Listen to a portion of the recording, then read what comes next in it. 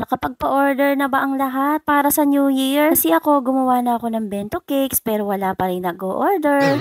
So, ipakita ko sa inyo itong Georgia Peach. Thank you sa food color na ito dahil mapapadali na yung ating buhay. Hindi na rin natin kailangang magmekos-mekos. So, yung ginawa ko dito ay konti lang muna yung aking inilagay. Depende na lang din sa atin kung gusto natin na mas dark yung color. So, i-mix lang natin mabuti hanggang sa wala na tayo nakikita na color white sa icing. O diba, ang ganda ng kulay. So, yung ginamit ko nga pala na topper dito, yung ginamit ko din last year. Pero ngayon ay tama na yung spelling. Ganito kasi yung ginawa ko before. O diba, naalala nyo, ang daming sumakit ng ulos dyan sa Viva Magenta na yan. Actually, pwede rin naman palitan yung gitna nito. Mga ready naman na printable sa Pinterest or sa Google. Eh, naglagay na rin nga pala ako ng gold coins. Ganyan lang yung aking ginawa. O, diba? Ang dali lang. Sana'y nakatulong ako. Handa na ba tayo maging magician sa New Year? Charot lang. Ayun lang. Thank you so much for watching.